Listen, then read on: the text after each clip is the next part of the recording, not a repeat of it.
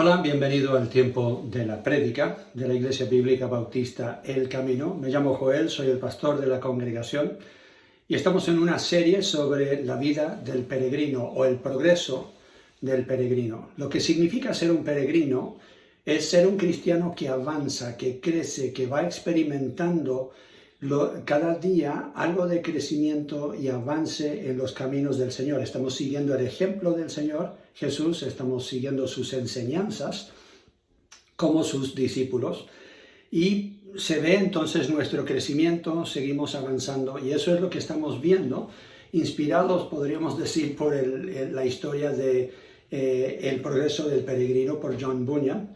Hemos estado viendo las diferentes experiencias que tiene este personaje con su familia, ahora que ellos también han sido salvos y se han juntado con él en este caminar por la senda estrecha que lleva a la vida.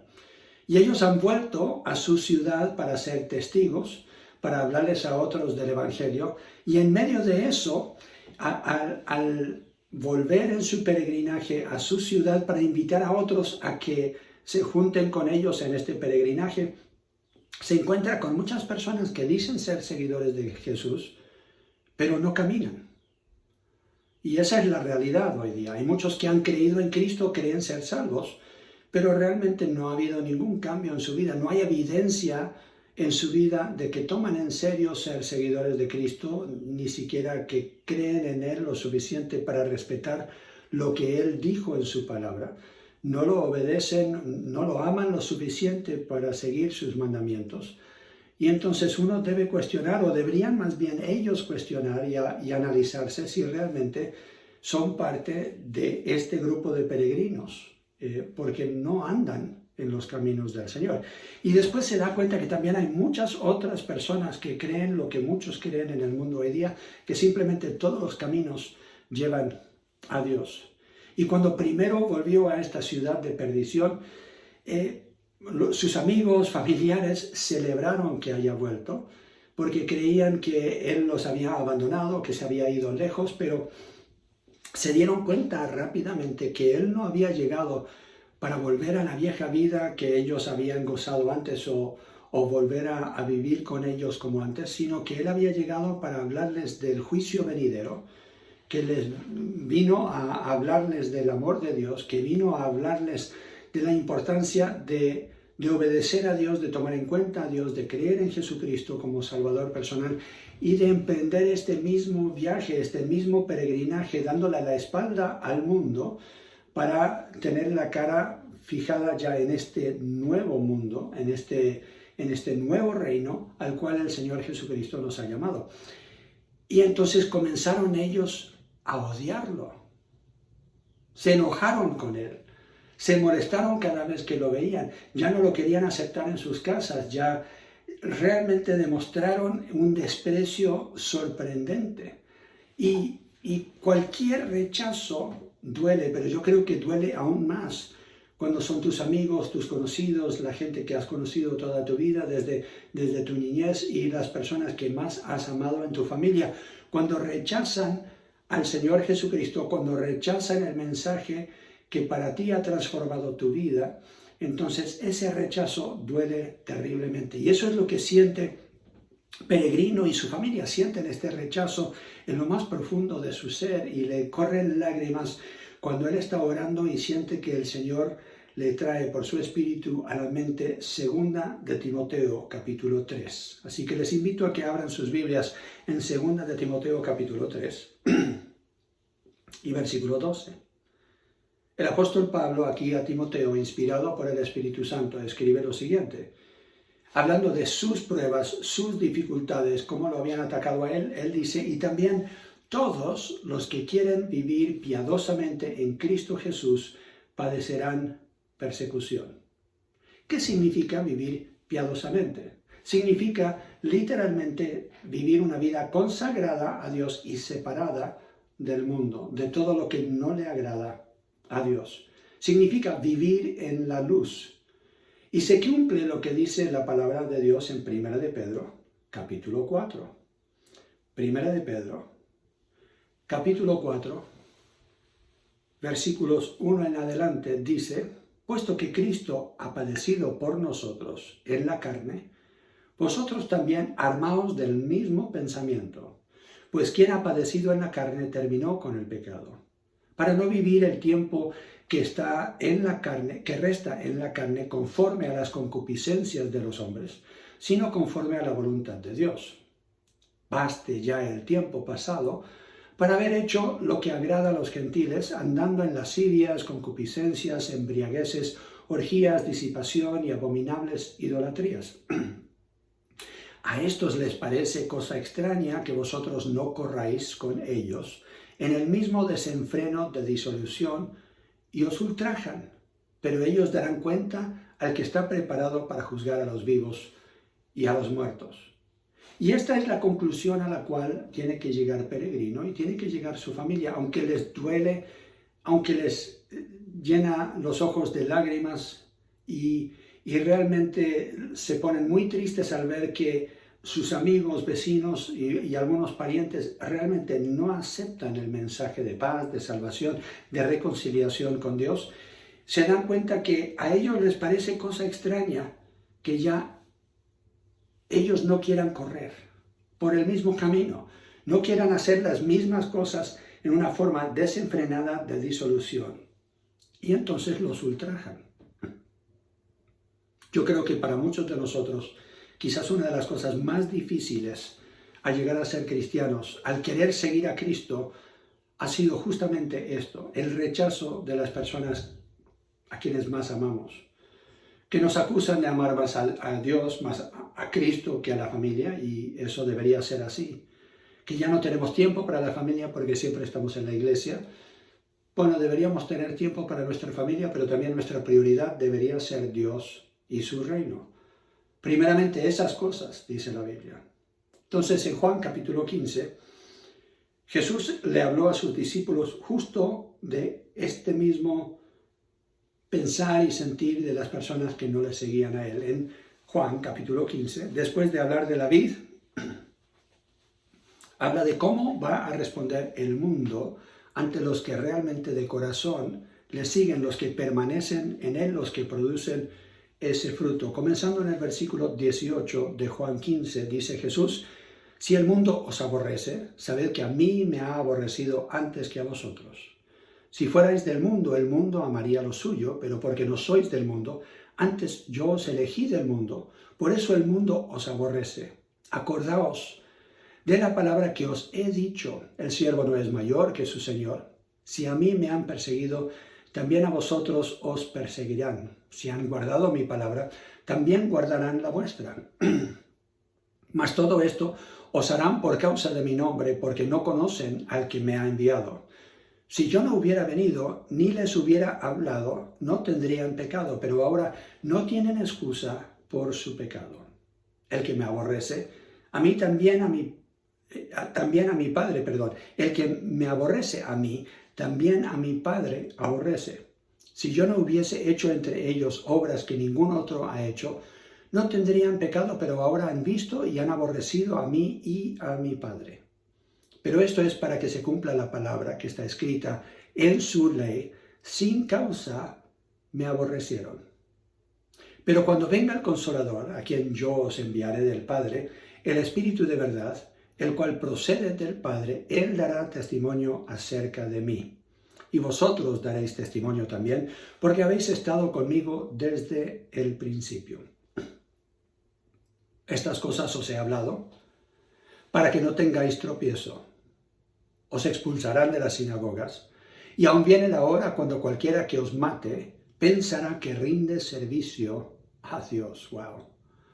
Y harán esto porque no conocen al Padre ni a mí. Mas os he dicho estas cosas para que cuando llegue la hora os acordéis de que ya os lo había dicho. ¿Qué es lo que Jesús está diciendo? Que no deberían sorprenderse cuando el mundo los aborrece. ¿Por qué? Bueno, primeramente porque Él sufrió lo mismo. Y como Él lo sufrió, entonces seguramente ellos lo van a sufrir. Ahora, en el versículo 1 del capítulo 16, dice: para que no tengan tropiezo. Esa palabra ha sido traducida muy bien del griego, que no tropiecen en el camino o que no caigan en una trampa, pero me llama la atención de que esta palabra griega es la palabra escandalizo, de donde nosotros sacamos la palabra escándalo o escandalizarse. Jesús está diciendo, yo no quiero que ustedes se escandalicen, no quiero que se sorprendan, no quiero que queden atónitos, no quiero que con esa sorpresa que ustedes caigan en el error de creer que o son los únicos que están sufriendo, o pobre de mí, o muchas otras cosas que trae Satanás a nuestra mente para hacernos sentir que este sufrimiento realmente no vale la pena. La Biblia dice que no debería sorprendernos esta clase de trato. Es más, yo creo que uno de los problemas que vemos en el mundo cristiano hoy día es que el cristiano ya no sufre por ser cristiano. En muchos casos no sufrimos, porque nos parecemos tanto al mundo que no parece raro que uno pueda ser cristiano y a la vez estar en este mundo como si todo lo que está en el mundo no nos molestara a nosotros, no estuviéramos en contra de estas cosas. Pero si nosotros realmente queremos representar bien al Señor Jesucristo como sus embajadores, vamos a sufrir las consecuencias. Vamos a tener a personas que nos odian. Querer seguir siendo amado por el mundo como antes y a la vez tratar de amar a Dios y ser amado por Él es imposible. No se puede, simplemente. Esa es la trampa. ¿Por qué? Volvamos a Juan capítulo 15. Y el versículo 18. Si el mundo os aborrece, sabed que a mí me ha aborrecido antes que a vosotros. Versículo 20. Acordaos de la palabra que yo os he dicho. El siervo no es mayor que su señor. Si a mí me han perseguido, también a vosotros os perseguirán. Si han guardado mi palabra, también guardarán la vuestra. Jesús aquí está diciendo, ustedes son mis representantes, son mis embajadores.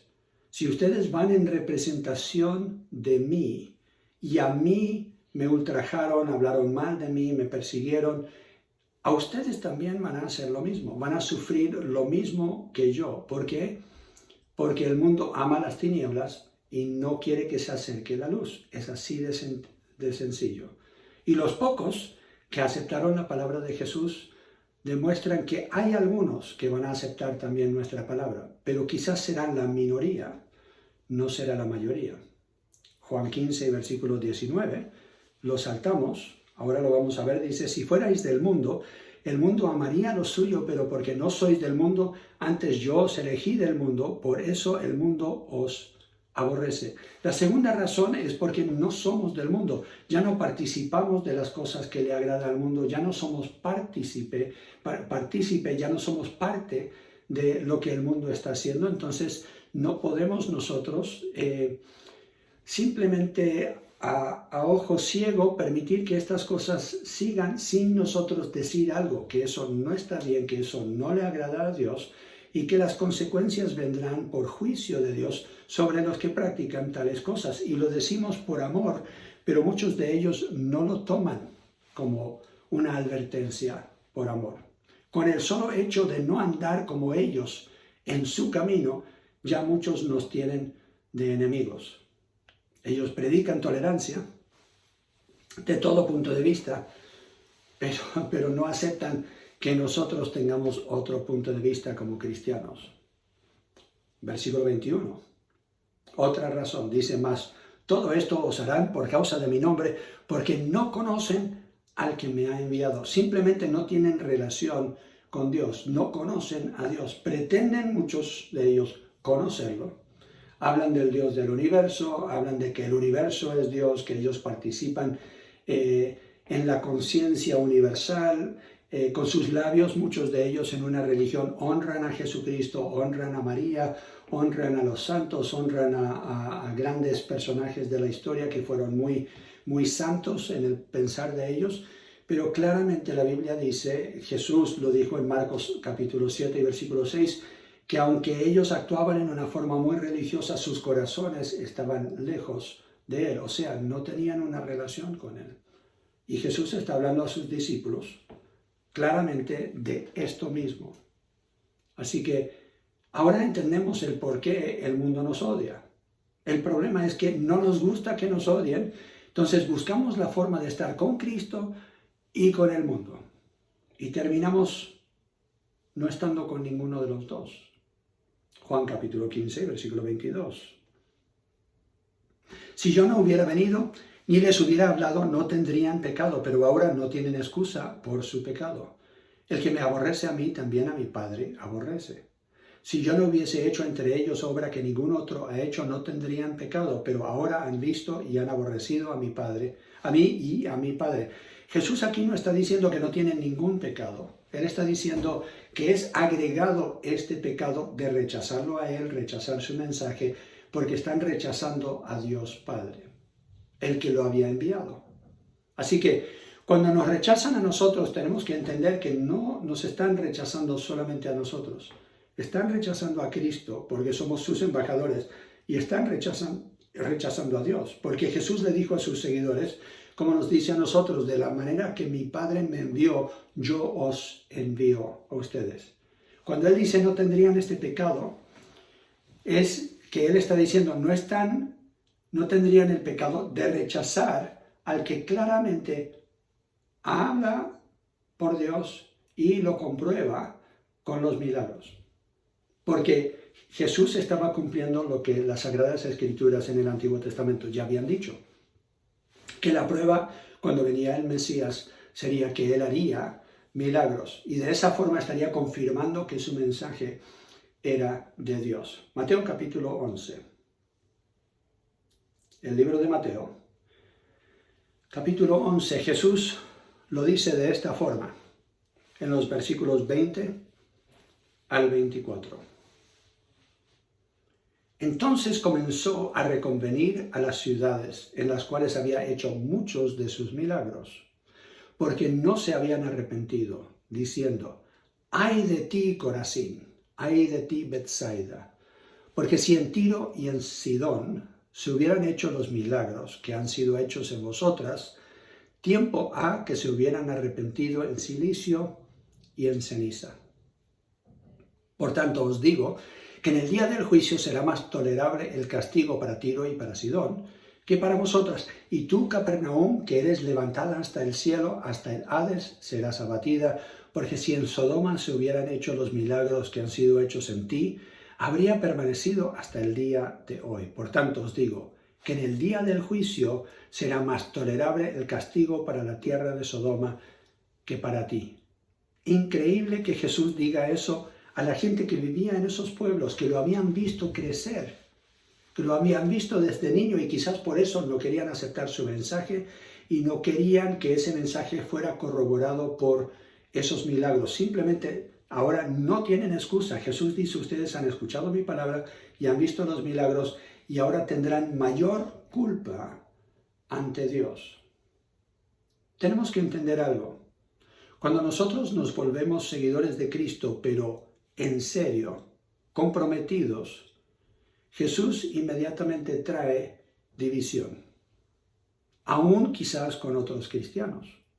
He conocido de casos en que alguien dice, yo quiero seguir a Cristo, quiero crecer, quiero entrar al instituto bíblico, me quiero preparar para ser pastor o esposa de pastor, o quiero enseñar escuela dominical, o me quiero comprometer, y sus amigos que son creyentes pero a medias, se molestan. ¿Por qué? Porque se sienten culpables, porque ellos no tienen ese nivel de compromiso. Marcos capítulo 8. Marcos capítulo 8. Y por sentirse culpables, entonces se vuelven en contra de esa persona que se ha comprometido para seguir al Señor, para obedecerle en ese llamado. Marcos 8, versículo 34. Y llamando a la gente y a sus discípulos les dijo, si alguno quiere venir en pos de mí, niéguese a sí mismo. ¿Qué quiere decir eso? No hagas lo que quieres hacer naturalmente si no va de acuerdo a la voluntad de Dios. Así de sencillo. Niégate a ti mismo. Y tome su cruz, o sea, muere a tus pasiones, tus deseos, y sígame. O sea, dile no a lo pasado para decirle sí a Cristo en el futuro. Porque todo el que quiere salvar su vida la perderá, Y todo el que pierda su vida por causa de mí y del Evangelio, la salvará. Porque ¿qué aprovechará al hombre si ganare todo el mundo y perdiere su alma? ¿Y qué recompensa dará el hombre por su alma? Porque el que se avergonzare de mí y de mis palabras en esta generación adúltera y pecadora, el Hijo del Hombre se avergonzará también de él cuando venga en la gloria de sus padres con los santos ángeles. Yo no quiero que eso me suceda. Yo no quiero sentir esa vergüenza cuando venga Cristo. Yo quiero que Él me diga, bien hecho, buen siervo, fiel. Pero hay muchos que simplemente no quieren ser odiados por el mundo y entonces quieren ser amados por el mundo y quieren ser amados por Cristo. Y esa es una imposibilidad, no lo puedes lograr. Y entonces como peregrino y su esposa vienen bien comprometidos para seguir su peregrinaje y dejar el mundo de lado. Los que quieren los dos no entienden y comienzan a odiarlos. Lucas capítulo 11. Lucas capítulo 11 y versículo 23.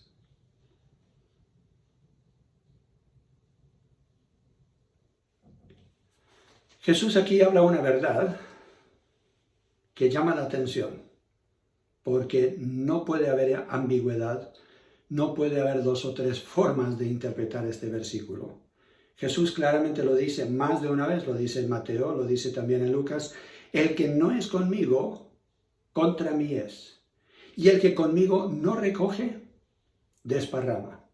Hoy día está de moda decir, bueno, yo no estoy estorbando, yo no estoy haciendo nada, yo aquí nomás observando, yo apoyo a mi manera, cuando realmente no están haciendo nada. Si no haces nada en una forma activa, entonces Cristo dice, no estás con Él. Porque el que no recoge, desparrama. El que no lo apoya, el que no está trabajando para su reino, entonces está estorbando el reino. Eso es como lo ve Jesús. No lo estoy malinterpretando, léelo. Es exactamente lo que dice. Lee el contexto. Lee lo que dice en otros pasajes.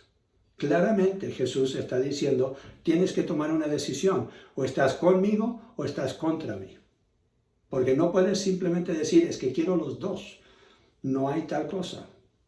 Jesús lo dice a una de las iglesias en el Apocalipsis. Él le dice, pero tengo esto contra ti, que no eres ni caliente ni frío. Ojalá fueras caliente o frío, pero como eres tibia, una iglesia tibia, entonces te vomitaré de mi boca. Entonces, ¿cómo vamos a responder nosotros ante esa clase de palabra del Señor Jesucristo? Quiero que tomes por un momento, sea un segundo, sea 10 segundos, y piensa en esto por un momento. Jesucristo entregó su vida por ti. Él no fue del mundo y Él exige que sus discípulos no sean del mundo. ¿Tienes alguna duda en cuanto a eso? Puedes leerlo en Juan capítulo 17, en la oración de Jesús. Lo puedes leer en Santiago capítulo 4. Pueden ir conmigo a Santiago capítulo 4. Y versículo 4 dice, oh almas adúlteras, ¿no sabéis que la amistad del mundo es enemistad contra Dios? Cualquiera pues que quiera ser amigo del mundo se constituye enemigo de Dios. ¿O pensáis que la Escritura dice en vano, el Espíritu que Él ha hecho morar en nosotros nos anhela celosamente? O sea, el Espíritu de Dios siente celos por nosotros porque amamos tanto a este mundo. No vemos qué tan importante es el reino celestial, el reino de Cristo, donde ya somos ciudadanos, a quien nosotros representamos en esta tierra y queremos los dos mundos. Queremos tanto el mundo terrenal como el reino celestial y no podemos tener los dos. Cristo claramente lo dice. Tenemos que dejarlo, tenemos que dejar este mundo para seguirlo a Él. ¿O pensáis que la Escritura dice en vano, el Espíritu que Él ha hecho morar en nosotros nos anhela celosamente?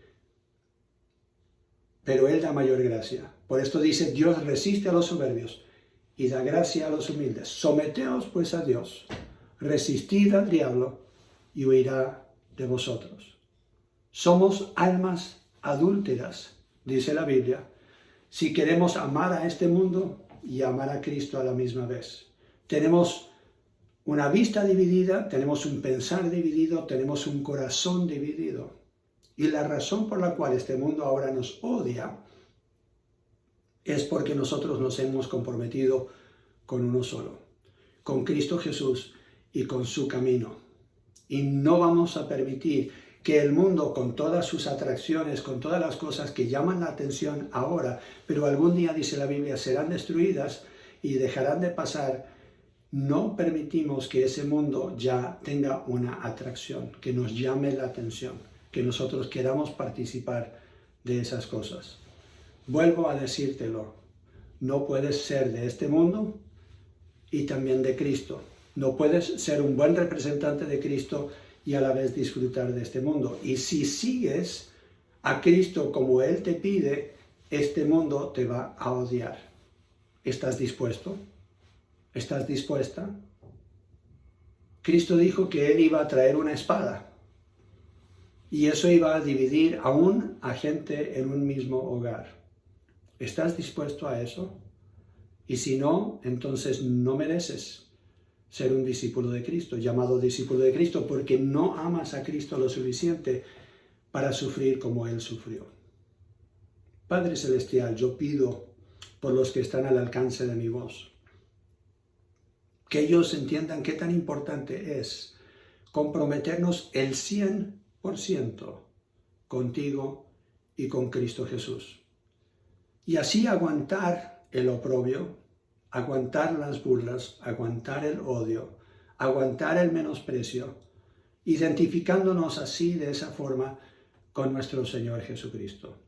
Ayúdanos, Señor, a ser fieles en medio de este mundo que tanto quiere que nosotros nos dejemos conformar de su pensar, de sus filosofías. Ayúdanos, Señor, a mantenernos puros seguidores de Cristo. Lo pido en su nombre para su gloria. Amén. Dios te bendiga, te ayude a estar firme y ser constante, creciendo en la obra del Señor siempre, sabiendo que tu trabajo en el Señor no es en vano. Si ese es tu deseo, di amén. Amén. Muchas gracias por invertir el tiempo en este estudio. Medita en lo que has escuchado y comprométete hoy a estar 100% dedicado a la honra y gloria de Jesucristo, el que se entregó por ti, para que tú vivas por Él.